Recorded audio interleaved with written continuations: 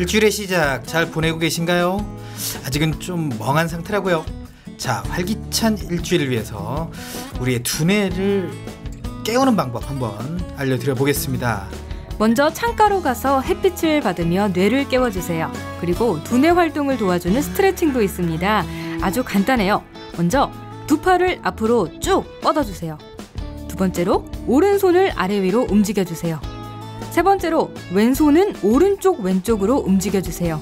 마지막으로 위에 두 동작을 동시에 합니다. 네, 월요일은 힘들기도 하지만 주말 동안 쌓은 에너지가 가장 가득한 날이기도 합니다. 저희가 알려드리는 방법 따라해 보시면서 활기찬 오후 시작하시죠. 6월 8일 월요일 내 손을 잡아요. 출발합니다.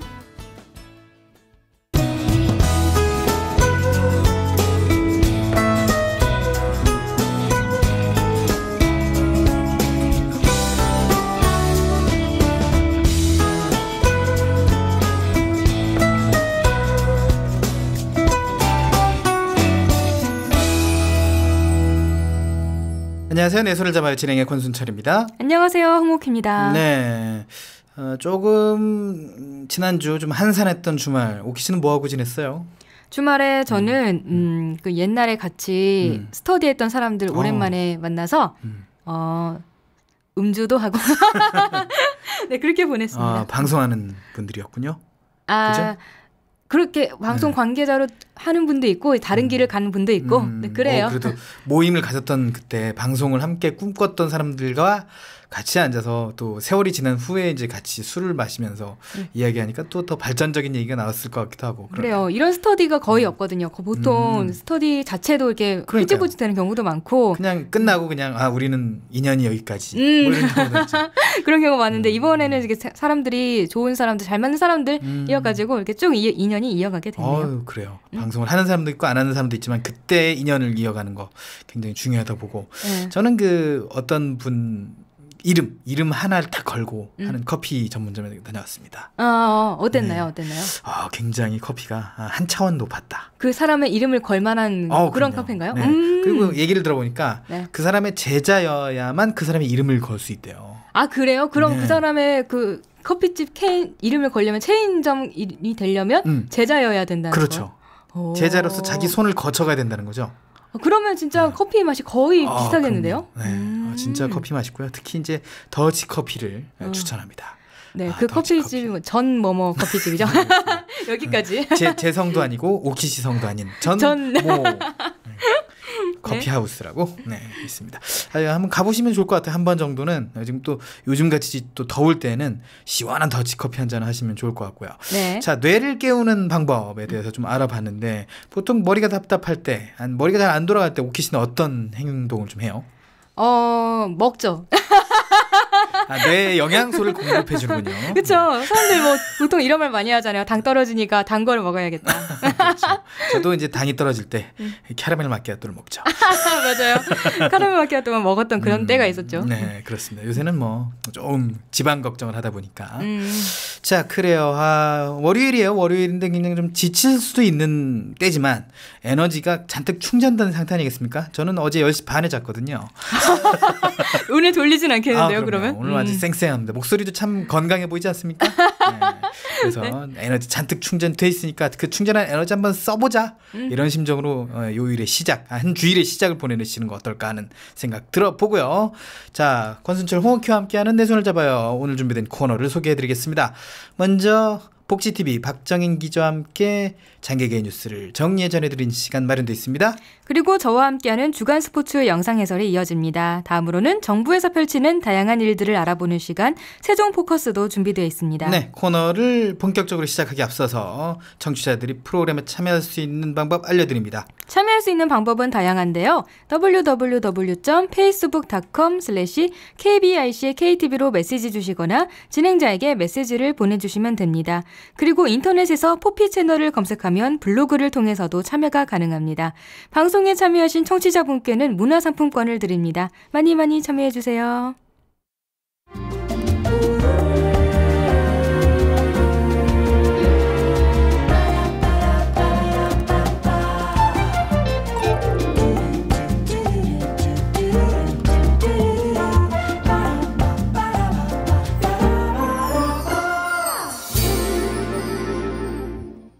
월요일에 손을 잡아요. 첫 코너 장애계 뉴스를 일목요연하게 정해주는 장애인 뉴스 브리핑. 다시 장애계 뉴스 브리핑 시간입니다.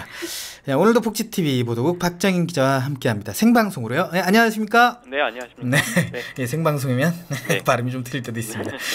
자, 먼저 장애계 주요 소식부터 전해주시죠. 네, 중동호흡기 증후군 이 메르스 확산 여파로 인해서 각종 장애계 행사들이 곳곳에서 취소되거나 무기한 연기되는 사태가 이 장애계에서도 속출하고 있습니다. 먼저 오는 13일부터 14일까지 열릴 예정이었던 제12회 전국 장애인 한마음 태권도 대회가 오는 9월로 무기한 연기됐습니다.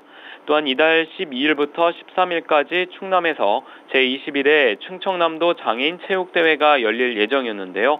이 대회의 경우는 아예 취소가 됐습니다. 아, 네. 그렇군요. 문화체육관광부는 이와 관련해서 지난 5일에 체육단체장들과 메르스에 대한 회의를 열었죠? 네, 그렇습니다. 이와 관련해서 문화체육관광부가 대한장애인체육회장 등 이 체육단체장들과 함께 이 회의를 열었는데요. 아직 메르스가 사실 위기 경보입니다. 오늘 문영표 장관이 국회 여야 현안 질의 검토에서 경계로 좀 높일 수도 있다라는 발언을 하긴 했는데 어쨌든 지금 주의 단계인 만큼 이 모든 상황을 종합적으로 고려해 행사의 연기와 취소 여부를 판단하라고 했습니다. 네. 이 메르스 감염 예방을 위한 정부의 조치가 계속해서 이뤄지고 있는데요. 이 장애계도 이 행사를 여는 데 있어서 좀 신중을 해야 할 시기인 것 같습니다. 예, 특히 이제 장애인들은 면역력이 좀 더 약한 분들이 많기 그렇습니다. 때문에 좀 더 조심해야 될 것 같다는 생각이 들고요. 자, 다음 소식은 정부가 장애인 활동 지원제도 신청 자격을 장애 등급 3급까지 확대했다고요? 네, 그렇습니다. 지난달까지는 장애 등급 1에서 2급 장애인만 활동 지원 제도를 신청할 수 있었지만 이제는 3급 장애인도 활동 지원 제도를 신청할 수 있게 됐습니다. 이 장애인 활동 지원 제도는 이 장애인에게 활동 보조와 방문 모교, 방문 간호 서비스 등을 제공하는 것인데요. 이 수급자로 선정되면 이 장애 정도와 생활 환경에 따라서 매달 48시간에서 최고 391시간, 391시간의 활동 지원 급여를 받고 있습니다. 네.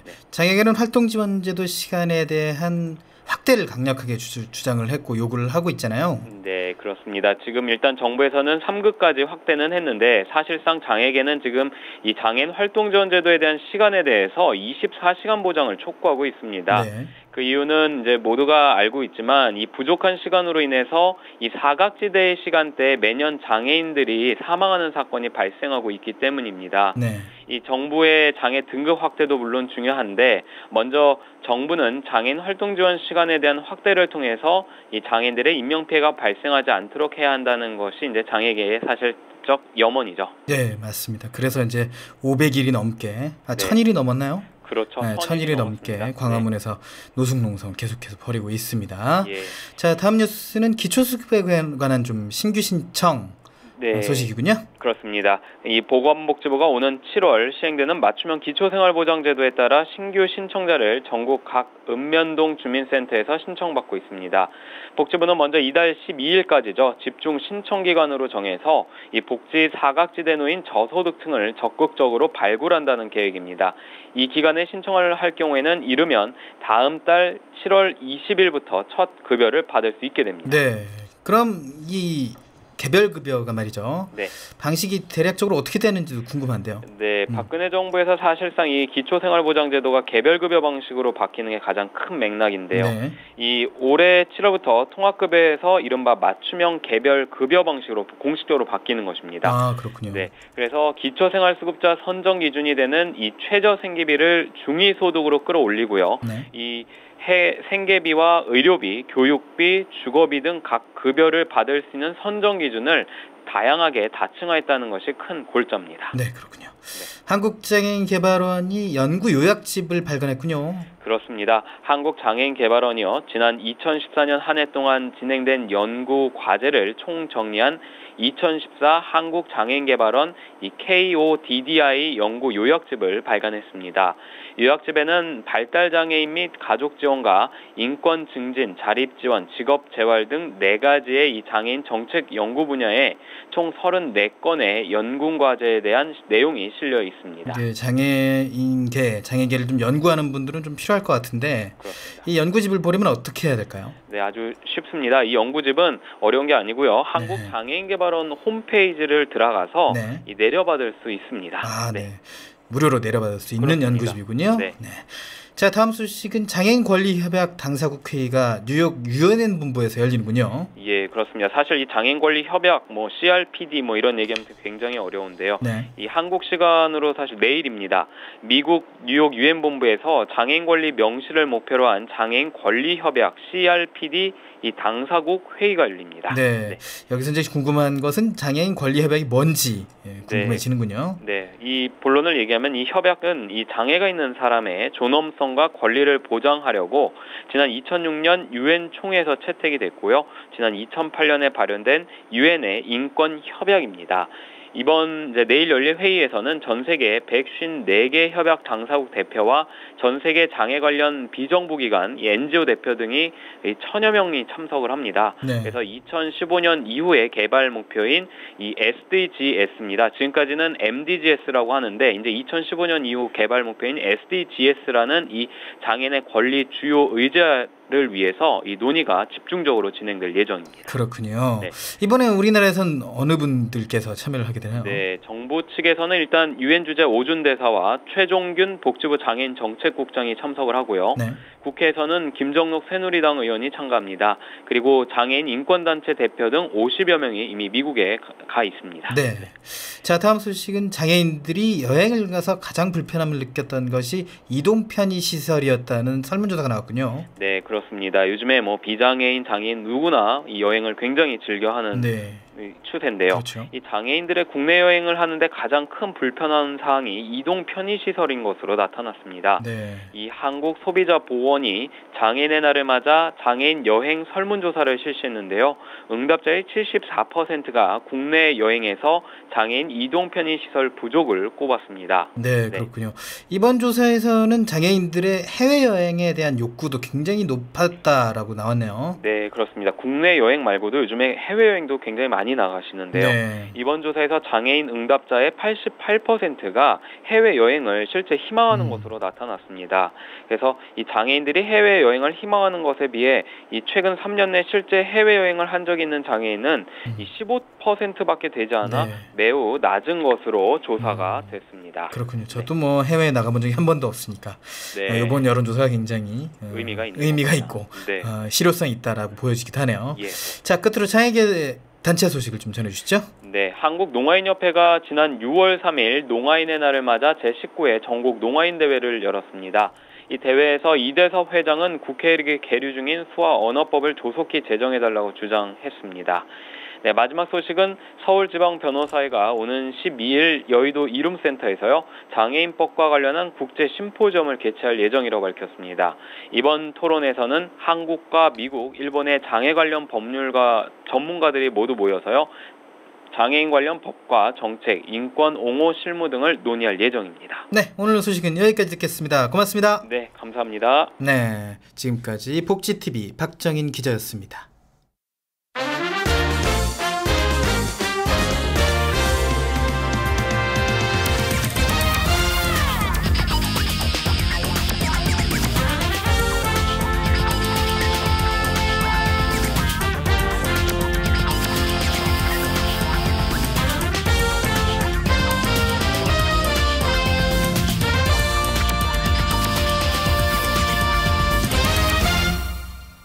여러분은 지금 KTV 인터넷 라디오 포피 채널 내 손을 잡아요와 함께하고 계십니다.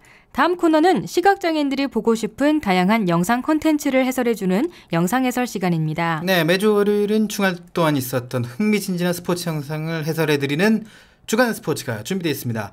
자, 오늘은 오랜만에 또 축구 영상도 있고 다양한 영상도 있는데, 네. 자, 우리가 지난주 약속을 한번 했잖아요. 그쵸. 어떤 약속이었죠? 지난주에 이승엽 선수가 통산 400호 홈런을 칠 경우 우리 주간 스포츠에서 다루겠다라고 했는데, 그렇죠. 바로 한 주가 지나서 이렇게 바로 다루게 됐어요. 맞아요. 네. 참 이렇게 빨리 될 줄 몰랐는데 보통 이제 우리나라에서는 아홉수 이런 얘기 많이 하잖아요. 9 다음에 10로 넘어가기 너무 힘들다.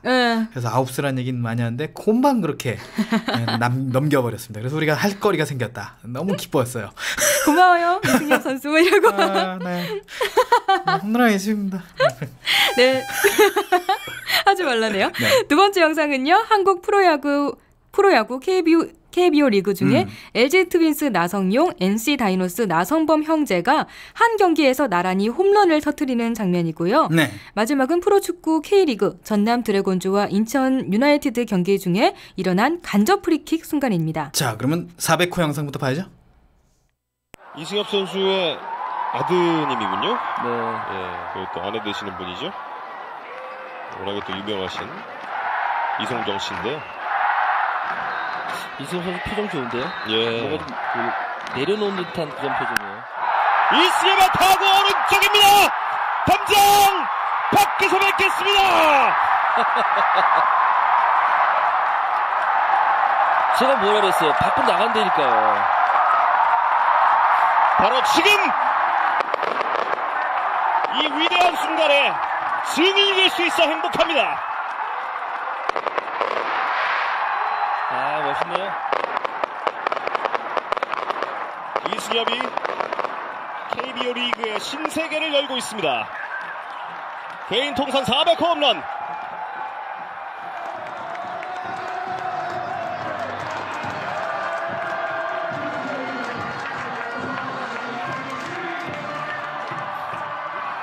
팀 동료들이 따뜻하게 이승엽을 맞아주고 있습니다. 새로운 세계를 연 이승엽 선수입니다. 아무도 가지 못했던 길이고요.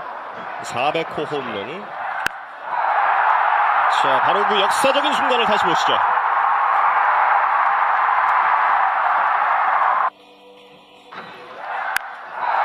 초구가 오기 전에 이승엽 선수의 그 표정이 너무 좋았어요. 예. 참, 안경현 해설위원은 촉이 참 좋으세요. 예. 밖에 나가 계시네요. 이승엽의 400번째 홈런 아치. 네. 참 영광스러운 순간일 거고요. 이승엽 선수 입장에서는. 네. 그 KBO 리그의 입장에서는 굉장히 역사적인 순간. 그리고 캐스터는 이 멘트를 아마 미리 준비한 것 같아요. 말투가 좀 그런 것 같지 않았어요? 그렇죠.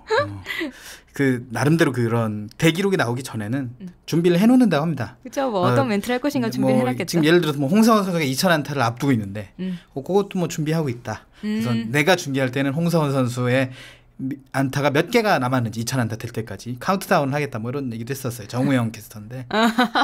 참고로 정우영 캐스터가 제가 하는 야구 팟캐스트 그 광고 글에다가 좋아요를 눌러놨어요. 오, 네. 그래요. 이창훈의 뿌듯하겠는데요. 그래요.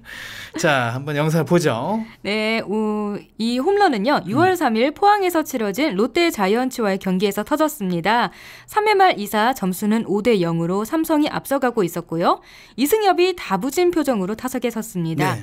롯데 선발 투수 구승민을 상대로 2구째에 우측 담장을 넘기는 홈런을 터뜨렸어요. 예. 이 KBO 리그 통산 400호 홈런은요. 이승엽 선수가 지난 1995년 삼성에서 데뷔한 이후에 13시즌 만에 나온 기록입니다. 네, 13시즌 만에 나온 기록. 대단한 기록이에요.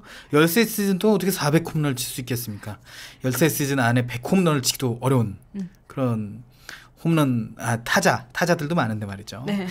참 대단합니다. 그리고 5대 0이라 그랬잖아요. 5대 0에서 조금 더 부담이 덜했지 않았을까? 크게 이기고 있으니까. 그래요. 그래서 홈런을 좀 노렸지 않았을까 하는 생각도 드네요. 네, 표정도 캐스터가 말했지만 뭐 이렇게 부담스러워하는 표정은 아니었다라고 그렇죠. 하죠. 한 타석 한 타석 그냥 이게 내 타석이구나 하고 즐겼을 것 같은 느낌이 들어요. 네. 아무튼 대형 전광판에는 400이라는 숫자가 크게 뜨면서 폭죽이 터집니다. 네, 400발. 네. 이승엽은 공이 날아가는 방향을 보고 홈런을 확인한 후에 편안하게 주로를 도는데요. 별다른 세리머니나 표정 변화는 없었습니다. 하지만 홈으로 돌아올 때는 아마 속으로는 많은 생각이 들었겠죠. 그렇죠. 그리고 또 크게 이기고 있던 상황이기 때문에 상대팀을 자극할 이유는 없잖아요. 뭐 이게 대기록이라고 할지라도 네. 그래서 참 나이가 드니까 겸손하구나 그런 생각도 드네요. 그래요. 이승엽 선수는 400홈런을 친 거지만 롯데 구승민 투수는 400홈런 맞았기 때문에 네. 얼마나 쓰라리고 근데 이제 구승민이라는 이름은 또 남겠죠. 그렇겠죠. 이승엽 400홈런을 맞은 주인공은 구승민이다. 우픈 기사네요. 네, 웃기고 슬픈. 네. 아무튼 홈에서 그 김평호 삼성 코치가 홈런 칠 때 사용한 배트를 두 손으로 들고 이승엽을 기다리고 있었습니다. 네. 그 배트를 받고 근처에서 기다리고 있던 동료와 하이파이브를 한 후에 더그아웃으로 돌아가는데요. 동료들과도 포옹을 하고 차례로 하이파이브를 할 때에야 환하게 웃음을 보입니다. 네. 그리고 더그아웃에서 기다린 동료들은 당연히 이승엽 선수의 머리를 마구마구 흐트러뜨리고요. 그 이승엽 선수의 아내도 아들과 함께 왔었는데요. 관중석에서 홈런이 터지니까 환하게 웃습니다. 네, 그래요. 참 대단합니다. 그런데 이제 궁금한 건 이거예요. 바로 이제 홈런공을 누가 주었는가. 그게 또 재미죠. 그렇죠. 관중들은 당연히 아까 소리도 들으셨겠지만 난리가 났죠. 관중석 중에 그 잔디밭에 돗자리를 펴고 자유롭게 관람을 할 수 있는 피크닉 존이 있었는데요. 네. 공이 그쪽으로 날아왔어요. 그러니까 다들 돗자리에 편안하게 이렇게 아무렇게나 앉아있다가 자리를 박차고 일어나가지고 막 달려나가기 시작해요. 그런데 그중에 서 있던 한 사람 손에 공이 튕기면서 경기장 밖으로 나갔거든요. 아하, 글러브 안 꼈구나. 네. 그냥 맨손이었어요. 네. 그래서 손이 튕기면서 갔으니까 저 공이 내 공이일 수도 있었는데 그러니까 이게 못 잡았다. 안경현 해설위원 촉이 좋은 게 아니라 저 손을 맞고 밖으로 나갈 게 아니라 그냥 잡힐 수도 있었던 거네. 그죠. 이 사람은 아마 평생을 아쉬워하지 않았을까. 네. 그날 밤에도 내 공! 일주일이 지나도 내 공! 1년이 지나도 내 공! 그러지 않았을까요? 아무튼 공이 밖으로 이제 나갔으니까 사람들이 우르르 막 떼거지로 막 밖으로 나가요. 네. 이 피크닉 존이요. 경기장 안과 바깥이 낮은 나무 울타리로 이렇게 구분이 되어 있어가지고 마음대로 나갔다 왔다. 그냥 막 나가요. 그래서 지금 이 순간에 필요한 건 뭐죠? 스피드죠. 스피드. 네, 빨리빨리 누가 먼저 잡아가느냐. 공을 누가 가져갔는지 영상으로는 보이지 않았는데요. 나중에 알아보니까 LG 트윈스의 골수 팬이 이 영광의 주인공이었어요. 또 마침 천안에 산대요. 저도 천안에 사는데 40대 남자가 부인한테 등산 간다고 거짓말을 하고 이 포항까지 가서 홈런볼을 잡아왔습니다. 참 대단한 열의입니다. 어쨌든 지금 근데 부인한테 거짓말을 했다는 게 또 부인한테 걸렸을 거 아닙니까? 그거. 당연히 걸렸겠죠. TV에도 나왔고 신문지상으로 나왔을 테니까 인터뷰도 했고요. 등산 간다는 사람이 갑자기 홈런볼을 가져왔어요. 사실 이게 홈런공을 이제 자기가 가질 수 있거든요. 뭐 갖는다고 해서 뭐라고 하는 사람은 없기 때문에. 근데 이거 기증을 하게 되면 삼성 구단이 이 구단에게 기증할 시에 여러 가지 좀 혜택을 주는 것 같아요. 삼성 최신 휴대폰, 그다음에 전지훈련 참관권, 그리고 이승엽 친필 사인 배트, 삼성 홈 경기 시구자 초청, 그리고 시즌권까지 끊어주는 걸 저도 알고 있는데 이 다양한 혜택을 주겠다고 했는데 아직까지는 연락이 없다고 하는데 그게 사실 근데 아내하고 상의를 하겠다고 했거든요. 그렇죠. 아내하고 한테 거짓말을 하고 왔기 때문에 상의를 하고 아내 말을 들을 거거든요. 이분께서. 그래서 이 공을 어떻게 할지 사실 저는 개인적으로 홈런 공보다는 이승엽이 직접 친 홈런 배트가 더 가치가 있지 않나 생각됩니다. 사인이 들어간 배트? 이승엽 선수에 아마 사인 들어가는 홈런 배트는 안 줄 것 같고 그 홈런 배트는 아마 박물관에 들어갈 것 같은데 네, 맞아요. 그 홈런 배트가 이승엽의 채취가 묻은 배트예요. 그 이제 홈런 공은 채취가 없지만 그렇죠. 공은 채취가 없지 그냥 공 방망이 맞았으니까. 공은 구승민 선수의 채취가 있겠죠. 그렇죠. 사실 구승민의 공이지 그거는. 제가 볼 때는 배트가 훨씬 가치가 높지 않을까. 근데 왜 공이 가치가 높지? 저는 그런 생각이 들거든요. 그래서 홈런공 물론 홈런공을 구단에 기증하시고 그게 이제 구단의 재산 혹은 이제 한국 프로야구의 재산이라고 볼 수 있겠지만 어쨌든 또 자기한테는 기념이니까. 갖는 것도 나쁘지 않을 거라고 생각이 듭니다. 네, 삼성의 류중일 감독은 이 홈런볼 가치가 10억 원 이상 되지 않겠나 이렇게 예상을 했거든요. 그렇죠. 그런데 이제 사실 경매 올리는 건 좀 이율배반적이라고 생각해요. 자기가 갖는 거는 그래도 이제 기념이니까 어떻게 이승엽의 홈런공을 가질 수가 있겠어요. 근데 자기가 갖는 건 몰라도 사설 경매로 내보내는 거는 좀 문제가 있다고 봐요. 네. 이승엽, 근데 저는 이 400호 홈런 의외에 또 기대가 되는 게 이승엽이 은퇴 전에 마지막으로 치는 홈런볼은 또 어떻게 될까? 맞아요. 이런 게 어떻게 될까? 이건 궁금해요. 무슨 정해진 기록도 없잖아요. 그죠? 이 숫자가 정해진 게 아니니까 어느 공이 마지막 홈런볼이 될지는 모른다는 거예요. 그런 어느 공이 마지막 홈런볼이 될지 모른다는 그런 재미가 또 있겠죠. 그렇죠. 이승엽 선수는 또 한일 통산 500개가 넘는 홈런이기 때문에. 네. 그래서 앞으로도 600호 홈런 요것도 중요할 것 같고. 네. 이승엽에게서 더 나올 역사, 기록은 많다고 봅니다. 이제 두 번째 영상으로 갈게요. 네. 저번 주에 나온 KBO 리그의 또 다른 기록은 나성용, 나성범 형제가 한 경기에서 사이좋게 홈런 하나씩을 터뜨리는 진기한 장면입니다. 밀어친 타구는 정확하게 떴습니다. 멀리 갑니다. 나성범 패스 그렇죠. 나성범 그래도 형 입장에서는 야 동생 멋진 한 방 날렸다 이렇게 속으로는 생각하고 있을 것 같습니다. 일단 표정의 변화가 없네요. 네. 나성훈 선수 그리고 마지막에 앉으면서 고개를 약간 흔드네요. 저럴 수 있을까 어떻게? 예. 두 선수의 부모님들이 2년 사이에 굉장히 큰 일을 하셨네요. 그렇죠. KBO 리그에 정말 큰 공헌을 하셨습니다. 예. 잡아 당겼습니다. 좌중 왼쪽 나성용도 동생 앞에서 홈런을 신고합니다. 야, 장군 먼군이네요. 이런 날이 있네요. 동생 나성범 선수의 투런포, 이번에는 나성용 LG 트윈스의 형인 나성용 선수가 2점짜리 홈런을 때려내는군요. 시즌 자신의 2호 홈런을 동생이 보는 앞에서 뺏어내는군요. 네, 참 진기한 장면입니다. 특히 이제 사실 형제가 홈런을 치는 데 있어서 형제가 수비를 보고 있었단 말이에요. 또 신기하게 그 방향으로 날아가. 왜냐면 나성용이 아마 좌익수를 봤던 것 같은데 나성범은 또 중견수를 보고 있고 또 그 방향으로 가요. 형제니까 가능한 건가요? 기구한 운명인데요.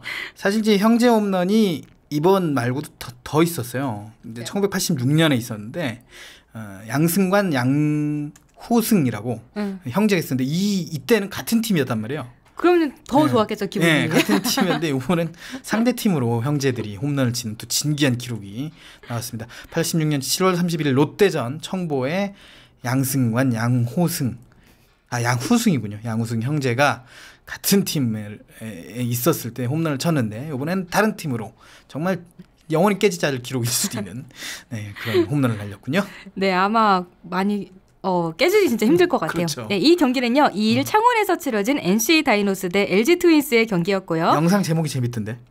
네. 뭐였죠? 어머님이 누구니? 아, 네네. 그 박진영의 노래 어머님이 누구니? 너의 형제의 어머님이 대체 누구니? 대단하다. 네, 형은 LG 소속이고요. 동생인 나성범은 NC 소속입니다. 그런데 먼저 홈런을 친 거는 동생 나성범 선수였어요. 1회 말의 점수는 0대0, 주자 1루, 그리고 1사 상황에서 LG 선발 투수 우규민을 상대로 좌측 담장을 넘기는 투런 홈런을 쐈습니다. 네, 이제 동생이 홈런을 쳤으니까 상대팀 더그아웃에 앉아있던 형이 어떻게 하고 있는지 카메라가 잡아서 보여줘요. 수비를 보지 않았군요. 네. 나성용 선수가. 네. 직붙지만 누구나 다 궁금한 상황이니까. 그렇죠. 배트에 턱을 받치고 앉아있던 나성용 선수는요. 공을 따라 시선이 쭉 움직이는데요. 공이 점점 크게 가니까 배트에서 턱을 받치고 있다가 턱이 점점 떨어지더니 결국에는 벌떡 일어나서 공이 떨어지는 지점을 확인합니다. 그런데 홈런이죠. 홈런을 확인한 후에 도로 앉아서 고개를 절레절레 흔듭니다. 참 그래요. 왜 절레절레 흔들었을까? 팀 생각을 했을까요? 형 생각을 했을까요? 동생. 아, 동생 생각을 했을까요? 그러게요. 절레절레 흔들니까 저 대단하네. 우리 팀 어떡하지? 둘의 의미가 다 있지 않았을까요? 아, 그래요. 동생이 쳐서 홈런 쳐서 좋은데 우리 팀은 지고 있다. 네. 그래도 아직 1회니까요. 선취점은 나성범의 홈런으로 NC가 먼저 했는데요. 그런데 7회 초까지 오면 경기는 4대 16으로 NC가 크게 지게 됩니다. 나성용의 걱정이 기우였다. 네. 동생 입장에서는 홈런이 참 아쉽게 됐죠. 그렇죠. 이런 점수 상황에서 타석에 선 형 나성용은 NC의 투수 김진성을 상대로 동생과 똑같이 투런 홈런을 쳐냅니다. 네, 이땐 동생이 수비를 보는 거예요. 네, 수비하던 나성범은 괜히 제자리에서 한 바퀴 빙빙 돌면서 뭐 잡을 공이 없으니까 빙빙 돌면서 은근히 웃습니다. 아, 이거 형도 치네? 뭐 이런 그렇죠. 마음이겠죠? 또 이제 승부가 어느 정도 결정된 상황이었기 때문에 네. 웃음을 볼만해요. 네, 굉장히 형 축하해. 고생 많이 했는데. 이렇게 근데 점수차를 이렇게 크게 지고 있는데 그래 형 고마워 이랬겠죠. 근데 홈런 쳤던 이 7회에 비가 엄청나게 많이 왔어요. 네. 그래서 관중이 별로 없었거든요. 이 재밌는 순간을 많은 분들이 현장에서 지켜보지 못한 게 아쉬운데 TV로는 봤을 거예요. 네. 그렇죠. 점수차도 크기 때문에 경기는 8회까지는 가지 않고요. 강우 콜드게임으로 끝이 납니다. 그래요. 그래서 형인 나성용의 2득점을 마지막으로 4대 18로 LG가 승리합니다. 네, 참 큰 점수도 났지만 재밌어. 사실 이렇게 큰 점수가 나면 재미가 없거든요, 경기가. 그렇죠. 나성용, 나성범 형제의 그 홈런 진기한 기록 더 이상 깨지기가 힘든. 몇 년 후에나 깨질까? 어쨌든 깨지기 힘든 기록을 그렇죠. 세웠다는 일단 프로 거. 선수인데 형제인 프로 선수가 거의 없잖아요. 그렇죠. 없는 네, 경우가 야구에서는. 많고 그리고 형 동생 중에 뭐 한 명만 잘하고 한 명은 뭐 백업이라던가 물론 이제 나성용도 백업인데 그런 경우가 많기 때문에 이게 기록이 쉽게 나올지 투수 타자인 경우도 있어요. 뭐 옛날에 맞다. 정명원, 정학원 이래가지고 정학원은 내야수, 백업 내야수였고 정명원은 굉장히 잘 던지는 투수였는데 그런 형제 지간도 있거든요. 그래서 참 이 기록은 진기한 기록이다. 진기명기다. 네, 이런 생각이 들었네요. 네, 2주에 KBO 리그에 다양한 기록들이 많이 생겼네요. 그렇습니다. 네. 깨지기 어려운 기록 2개 한번 살펴봤고요. 네. 이번에는 K리그죠? 네, K리그에서 재미있는 간접 프리킥 장면이 펼쳐졌습니다. 영상부터 볼게요. 자, 왼쪽에 박스 안쪽 김도혁의 크로스요. 깨졌고, 오! 자, 지금은 자책골로 연결될 뻔했던 상황. 자, 지금은 그렇죠. 이거는 지금은 네. 지금 선언은 말이죠.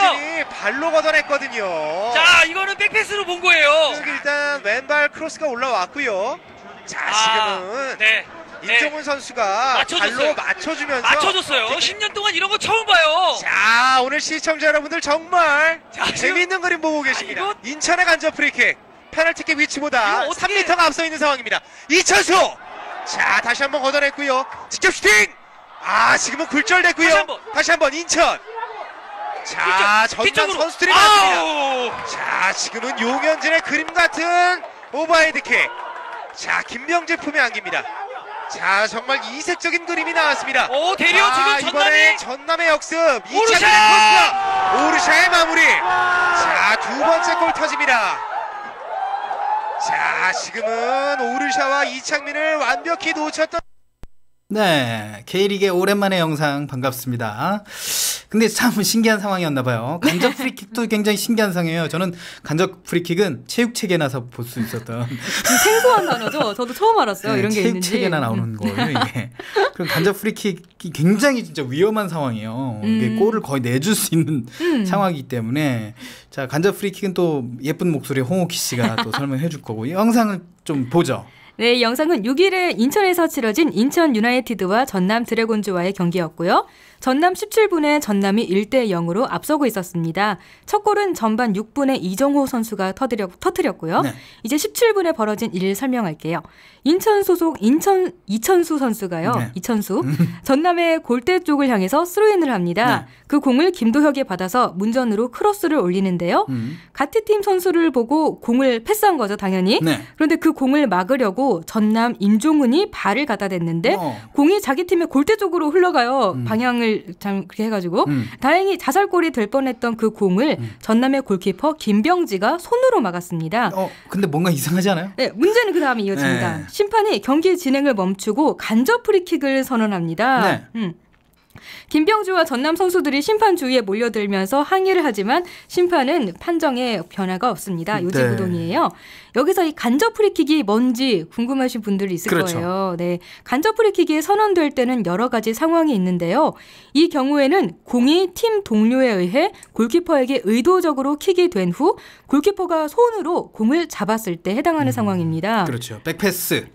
백패스라고 하는데 주로 골키퍼인데 백패스 했을 때 골키퍼는 손으로 쥐면 안 되고 발로 받아야 됩니다. 네, 몸이나. 그러니까 심판은 임종훈 선수가 일부러 골키퍼에게 공을 넘긴 거라고 판단한 거고 그 공을 김병지 골키퍼가 손으로 잡아서 막았기 때문에 간접 프리킥 규칙이 성립된다고 본 거예요. 네. 그런데 간접 프리킥은요 독특한 게 골을 넣을 때 처음 공을 찬 선수 외에 같은 팀이든 맞고. 다른 팀이든 다른 선수에게 반드시 공이 한 번 맞고 골대에 들어가야 들어가요. 골로 인정이 됩니다. 페널티킥과는 다른 거예요. 네, 좀 까다롭죠? 네, 아무튼 이 임종훈 선수가 자기 팀 골키퍼에게 공을 찼을 때 의도가 있었느냐 없었느냐가 이 심판 판정의 중요한 문제라고 볼 수 있는데요. 그렇죠. 영상을 볼 때는 공을 찰 때 임종훈 선수의 몸이 골대 쪽을 향해 있었군요. 네. 걷어낸 게 아니라 네. 걷어내서 잘못 맞아가지고 뭐 아니면 다른 선수 몸에 튕겨가지고 골대로 간 게 아니라 네. 그 골을 보고 있었다는 네, 얘기죠. 공을 뺏어서 그냥 몸이 향한 방향대로 자연스럽게 골키퍼에게 공을 넘겨준 게 문제였어요. 제가 볼 때는 누구요? 임종훈 선수. 임종훈 선수가 말이죠. 네. 네. 골대를 착각한 게 아니에요. 우리 상대팀 골대인 줄 알고 네. 골대를 착각하고 자기 슛을 날린 게 아닌가. 그 슛을 날려가지고 그 슛을 날린 줄 알고 김병지도 본능적으로 막은 게 아닌가. 그렇죠. 손으로 본능적으로 손이 먼저 나갔겠죠 당연히. 네. 공이 자기 앞으로 오니까. 어쨌든 임종훈 선수가 잘못한 거네요. 네. 네, 제대로 하려면 몸을 돌려서 그렇습니다. 다른 방향으로 걷어냈을 때 상대 선수는 아니면 우리 선수 맞고 튕겨서 나가서 김병지가 막았다면 그것은 간접 프리킥이 아닌데 그건 아주 백패스란 얘기죠. 네, 아마 정신이 없었던 것 같아요. 그렇습니다. 네. 다시 영상 설명 이어갈게요. 심판은 임종훈 선수가 공을 찬 지점에 공을 놓고 프리킥을 하게 하는데요. 그렇죠. 이 지점이 페널티 박스의 선 위예요. 그래가지고 거의 골대 바로 앞이거든요. 네. 그냥 한번 툭 차면 들어가는 그런 그냥 그렇게 가까운 거리예요. 그런데 프리킥을 할 때 상대팀 선수들이 벽을 쌓게 되잖아요. 네, 공을 차는 지점 앞에서 일렬로 서서 벽을 쌓아서 막잖아요. 근데 여기서는 앞에 설 만한 틈이 없거든요. 그래서 골라인에 골키퍼를 포함해서 여러 명의 선수 모두가 일렬로 줄로 섭니다. 그게 이제 사실 거리가 모자라서 그렇지. 네네. 거리가 모자라지 않았으면 9.15m를 떨어져 있어야 됩니다. 네. 떨어져서 일렬로 벽을 쌓아야 되는데 이제는 이거 막 먹으면 동점 되니까 이제 저 일렬로 그냥 골라인 안에 들어가서 서 있는 건 이제 무방해요. 이건 규칙 위반이 아니기 때문에 네네. 어쩔 수가 없는 거죠. 이게 뭐 외국의 그런 축구 리그에서도 종종 볼 수 있는 그런 장면이래요. 우리나라에서 근데 볼 수 있게 된 건데. 진짜 진기한 그림이네요. 야, 오늘 진짜 이 스포츠 해설 영상이 다 진기한 기록들이에요. 진기한 영상이고 이런 게 어딨어. 네, 골대 11명이 다 들어갔다는 게 신기하기도 하고. 그렇죠. 아무튼 공은 이천수가 찹니다. 네. 인천의 이천수 선수요. 이야, 전남 선수들이 골대에서 공을 차자마자 골대에서 우르르 몰려 나오면서 공을 막는데 총력을 다해요. 그렇죠. 하지만 김병지가 제일 먼저 재빠르게 나와서 쳐내고요. 네. 걷어낸 공을 인천 선수가 골대를 향해서 다시 찹니다. 이 공을 인천 선수가 받았는데요. 우물쭈물하다가 골을 못 넣고 전남 선수에게 뺏겼어요.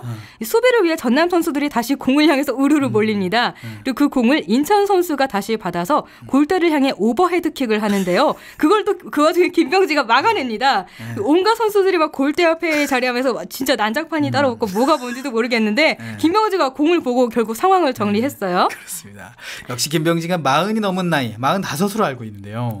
굉장히 노련한 모습을 보여주는군요. 그죠? 괜히 노장이 아니에요. 네, 이 우왕좌왕한 상황 그리고 K리그의 슬랩스틱 코미디. 그런데 이 김병지의 그런 영웅담이 여기서 끝이 아니에요. 네. 공을 안전하게 처리한 후에는 상대방 진영으로 바로 크게 공을 찹니다. 자, 이제 패스가 이루어진 거예요. 네, 전남은 골대를 지켜냈고 이제 갑자기 이제 인천 공격 상황이 된 거예요. 네. 인천 선수 전남과 인천 선수들은 인천 골대를 향해 달립니다. 야, 역습이에요. 완벽한 역습이죠, 이건. 네. 전남의 이창민 선수가 인천의 오른쪽을 향해 돌파하면서 공을 받았고요. 네. 그 공을 중앙에 있던 오르샤에게 패스합니다. 오르샤의 슛이 골대에 들어가면서 전남이 오히려 1점을 추가하게 됩니다. 이런 대반전 스토리. 네. 1대1로 그냥 동점이 될 수 있는 상황을 1대0. 이때까지 1대0이었어요. 그러니까 1대0이어서 인천에 거의 골 찬스였던 거 아니에요? 네, 골 찬스였는데 1대1로 될 수 있는 상황이 2대0이 돼버리는 2점 까먹는. 네, 그래서 저는 이 골이 사실은 이창민 어시스트 그리고 오르샤가 득점을 한 경우지만 저는 골키퍼 김병지가 다 만든 골이 그렇죠. 아닌가. 김병지가 없었으면 그거 들어갔거나 아니면 그냥 뭐 혼전 상황에서 그냥 마무리가 됐거나 그랬지 않았을까 하는 네. 생각이 드네요. 역시 괜히 국가대표 골키퍼가 아니다. 네. 이런 생각이 드네요. 야, 진짜 오늘 영상은 뭔가 버릴 게 없는 모든 영상에 버릴 게 없죠. 사실 제가 선정하는 거니까요.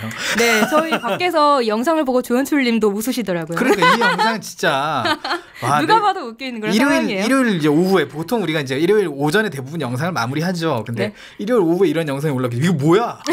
하고 보냈는데 이게 채택이 됐네. 얼마나 웃긴 거면은. 네, 이렇게 해서 이날 경기는 2대1로 원정팀 전남이 승리하게 됩니다. 네, 전남의 2점째 득점은 전남 선수에게나 인천 선수에게나 두고두고 생각나는 골이 아닐까 합니다. 다른 의미로. 두고두고가 아니라 이거 K리그 정리할 때 영상으로 나옵니다. 오늘의 영상 이러면서. 아니 뭐 오늘의 영상도 있지만 이해 K리그의 영상 해가지고 이건 정말 보기 드문 진짜 야 이 골을 못 넣은 이천수도 대단하지만 이거를 지켜가지고 또 역습으로 연결한 김병진은 얼마나 대단합니까? 김병진 선수 모르는 사람 없잖아요. 그렇죠. 야 진짜 대단한 선수다. 전설의 활약, 이 전설의 활약으로 전남이 또 인천을 2대1로 물리치는 그런 멋진 영상이었어요. 오늘 영상 3개 어땠어요? 네, 너무 재밌었고 특히 K리그가 이렇게 재밌을 수가 있구나 한번 느꼈고 그렇습니다. 그래요. K리그 재밌어요. 여러분들 네. K리그 많이 사랑해 주세요. 이제 프리미어리그 끝났잖아요. 네. 챔피언스 리그도 끝났어요. 네, 우리나라로 이제 네, 우리나라 K리그 돌아오죠. 보세요. 네. 네. 다음 주에도 저희는 더 재미있는 영상으로 돌아오겠습니다.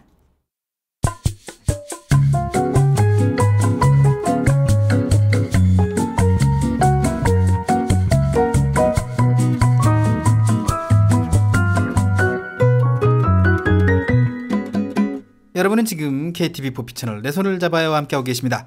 다음 코너는 세종 포커스입니다. 오키 씨가 진행합니다.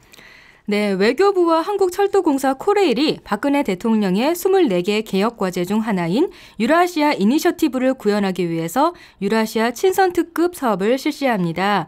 유라시아 친선특급 사업은 유라시아 대륙 횡단철도를 타고 러시아 블라디보스토크와 중국 베이징에서 독일 베를린까지 총 14,400km를 달리는 행사인데요. 여기 참가할 유라시아 원정대원들의 면접이 어제 종료됐다고 합니다. 자세한 내용은 외교부 유럽국의 임수섭 심의관을 통해 들어보죠. 안녕하세요. 예, 안녕하세요. 임석입니다. 네, 먼저 이 원정대원들이 유라시아 대륙 횡단철도를 언제부터 며칠간 타는지 알고 싶습니다. 예, 그 원정대원들은 7월 14일부터 시작해서 8월 2일까지요. 총 19박 20일간 타게 돼 있고요. 그 노선은 아까 말씀하신 대로 서울에서 출발해서 베이징에서 그리고 또한 블라디보스톡에서 각각 이렇게 두 가지 노선으로 해서 최종 종착지는 베를린으로 돼 있습니다. 네, 20일이면 정말 긴 여정인데요. 구체적인 일정은 어떻게 되나요? 예, 저희가 이번에 원정대원이 전체 방문하는 나라는 러시아, 폴란드, 독일, 중국, 몽골 해서 5개의 나라 총 10개 도시를 가게 돼 있고요. 네. 그 10개 도시에서 저희가 각 도시별로 다양하게 물류라든가 경제협력, 차세대 교류, 학술, 문화경연에서 한 40여 개 행사를 갖다 준비하고 있습니다. 그래서 일부 도시에서는 유라시아 대축제, 이르쿠츠크고요. 그다음에 지역 설명회라든가 영화제, K-팝 공연, 사진전. 그래서 우리 참가자뿐만 아니라 저희가 방문하는 나라 시민들하고 재외동포 사회가 같이 이렇게 교류할 수 있는 그리고 우위를 돈독히 할 수 있는 그런 행사를 갖다 준비하고 있습니다. 네, 진짜 말만 들어도 저는 되게 재밌어 보이는데요. 이 유라시아 친선특급 행사에서 한반도의 평화 또한 중요한 의미를 가질 것 같습니다. 왜냐하면 남북한을 잇는 한반도 종단 철도가 연결될 경우에 부산에서 베를린까지 혹은 목포에서 베를린까지 열차 노선이 중단 없이 이어지게 되는 거니까요. 이와 관련해서 이번 행사에서 가장 중점을 두고 있는 부분이 있으시다면서요. 예, 바로 우리나라가 현재 북한 때문에 가로막혀 있어가지고 사실상 섬나라와 같은 상황인데요. 네. 이런 유라시아 대륙과 철도로 또는 다양한 물류로 연결되고 싶은 게 저희 꿈이고요. 그래서 이번 행사의 가장 핵심은 종착지인 베를린에서 마침 올해 우리나라가 이제 분단된 지 25주년이고요. 네. 독일은 통일된 지 25주년입니다. 그래서 그러한 독일 지역의 베를린에서 베를린 장벽 행진이라든가 통일을 기원하는 문화공연 그리고 대학생들 간의 통일 대토론회 이런 걸 통해서 남북 평화 통일을 기원하는 그런 마지막 행사가 개최될 예정입니다. 네, 우리나라는 분단 70년이 맞죠? 네. 예, 맞습니다. 네네. 그러면 이 공공 외교 사절단이라고 할 만큼 유라시아 원정대원들의 역할이 정말 중요할 것 같은데요. 최종 참가자는 결정이 됐나요? 아직 이번 그 현재 면접을 지난주에 이제 주말에 해서 네. 그 실시를 했고요. 그래서 최종 참가자는 70분 정도로 해서 6월 12일 날 그 전체 명단이 이제 발표될 예정입니다. 그래서 지금까지 그 5월 29일까지 저희가 서류를 마감을 했고요. 네. 그때 1차 서류에 총 지원하신 분이 763명입니다. 많이 지원하셨네요. 예. 네. 70명이면 꽤 많은 분들이 참여 가능한 것 같은데. 예. 네. 그래서 현재 아주 다양하신 분들이 그렇게 신청을 많이 했고요. 네. 총 경쟁률이 11대 1이다 보니까 네. 특히 저희 국민 중에서는 보면은 50대 이상 네. 중장년층 이렇게 계신 분들이 신청자를 좀 신청을 많이 했었고요. 또한 네. 우리나라뿐만 아니라 미국이나 카나다 이렇게 8개국에서 재외동포나 외국인들도 이렇게 신청을 했습니다. 뭐 나이도 다양하고 다양한 나라에서 또 신청하셨군요. 예. 이분들의 선정 기준은 또 어떻게 되나요? 저희가 그래서 이 여러 우리나라 국민들의 바람도 있고 그래서 그 외부 심사위원들을 돕고 저희 외교부나 코레일은 여기에 일체 관여를 못했습니다. 네. 그래서 주로 이 기차를 타고 여러 도시를 이렇게 다니면서 우리의 어떤 재능이라든가 그리고 전문성을 갖다 이렇게 발휘할 수 있는 분야인데요. 특히 어학이라든가 행사, 네. 공연, 학술 그런 분야별로 해서 각각의 어떤 재능을 갖다 기부할 수 있는 분 중심으로 이렇게 선정될 계획입니다. 네, 그냥 횡단만 하는 게 아니라 우리나라의 또 문화를 전파하고 교류할 수 있는 그런 장이 되는 거네요. 맞습니다. 예. 네, 그런데 제가 이 대원들을 모집할 때 다양한 분야에서 신청자가 나왔다고 들었어요. 그중에 특히 뭐 성악가도 있고 마술사도 있고 모델도 있고 연극 배우도 있고 특히 또 아이돌 가수가 있었다라고 들었는데 어떤 분인지 혹시 알려주실 수 있으신가요? 네. 예, 그 아이돌 가수도 한 분 계셨고 CF 모델 또 화가라든가 시인, 사진 작가 등 정말 다양한 분야에서 네. 많은 분들이 관심 보여주셨는데요. 그 아직 그 최종 참가자가 확정되지 않았기 때문에 네. 저희가 6월 12일 날 정식으로 발표될 때까지는 네. 아직 말씀을 드리지 못해서 죄송합니다. 예급 비밀인가요? 예급까지는 아니고요. 여러 사람들의 형평성 그런 게 다 걸려 있기 때문입니다. 네, 아이돌 가수라고 해서 꼭 최종에 붙는다는 보장이 없는 거군요. 네. 예, 공식 절차를 다 마무리하고 나서요. 네. 정말 그 각각의 이렇게 재능 여러 정말 다양한 재능을 가지신 분들이 네. 어떻게 기여할 수 있을지 저희가 많이 심사위원들이 고민하고 있습니다. 네, 저도 이거 미리 알았다면 신청을 했을 텐데 너무 늦게 알아서 아쉽네요. 네. 네, 마지막으로요. 유라시아 친선 특급 사업을 통해서 얻을 수 있는 성과가 무엇이 있을까요? 우리나라가 기본적으로 유라시아 동쪽 끝에 섬나라처럼 있겠지만은 네. 우리 국민들이 올해 광복 70주년 그리고 분단 70주년을 맞이해서 앞으로 어떤 장래가 됐든 간에 이렇게 대륙과 같이 교류하고 협력을 하고 싶어 한다는 우리 국민들의 소망이라든가 또한 그런 힘을 갖다가 이 유라시아 대륙에 대해서 이렇게 보여주고 또한 반대로 이러한 우리가 방문하면서 그런 나라들에 대해서 이 한국의 어떤 통일이라든가 또한 한국이 유라시아 대륙과 이렇게 진정으로 뭔가 협력을 해나가려고 하는 그런 것에서 서로 공감대를 이루는 그런 것이 가장 큰 성과가 될 것 같습니다. 네, 이번 유라시아 친선 특급 사업은 광복 70주년, 한러 수교와 한 몽골 수교 25주년을 맞아서 더욱 큰 의미가 있는데요. 공공 외교 사절단의 역할을 수행할 유라시아 원정대원을 잘 꾸려서 안전하게 대장정 시작하시길 바랍니다. 심의관님 오늘 말씀 감사합니다. 예, 감사합니다. 네, 통일의 꿈을 안고 달릴 70여 명 원정대원들의 역할이 기대됩니다. 지금까지 세종포커스였습니다. 네, 통일의 꿈을 안고 참 유럽 이렇게 딱 달리면 네. 기차 지금 파도 소리가 나지만 기차로 굉장히 달리면 시원할 것 같은 느낌도 드는데 네. 기차로 유럽 여행한다. 이런 날이 올까요? 이런 진짜? 날이 왔으면 좋겠어요. 뭐 통일도 앞당기는 지름길이 될 것 같고. 네, 이 70여 명뿐만 아니라 그냥 네. 일반인들도 이렇게 자유롭게 기차를 타고 유럽을 갈 수 있는 그런 날이 곧 오기를. 70여 명의 원정대도 후기도 되게 기대가 되는데. 맞아요. 아이돌 가수가 됐는지 안 됐는지도 궁금하고. 네. 네, 후속 소식들은 또 저희 내손을 잡아서 전해드렸으면 좋겠네요. 네. 자, 그래요. 월요일인데 월요일 이후에 계획 혹시 뭐 있어요? 저요? 응. 저는 좋은 사람, 저는 항상 이렇게 사람 만나는 걸 좋아하니까 이번 주도 신나게 사람들을 만날 생각입니다. 저는 저녁에 회의가 있는데. 아, 그래요? 또 그 전 커피집 가서 하세요. 전모 커피집. 네. 자, 그래요. 무더운 여름이 좀 시작됐고 전염병 문제 때문에 많은 분들이 고생하고 있는데 개인 위생에 힘쓰시는 게 제일 중요할 것 같습니다. 네. 손 깨끗이 씻으시고 밖에 나갔다 오시면 손발 양치 하시는 거 잊지 마시고요. 저희 내 손을 잡아요. 또 건강한 모습으로 내일 다시 와야 될 것 같습니다. 자, 6월 8일 월요일 내 손을 잡아요. 저희가 준비한 소식은 여기까지입니다. 저희는 내일 오후 1시에 다시 찾아오겠습니다. 지금까지 진행의 홍옥희, 권순철이었습니다. 함께해 주신 여러분 고맙습니다.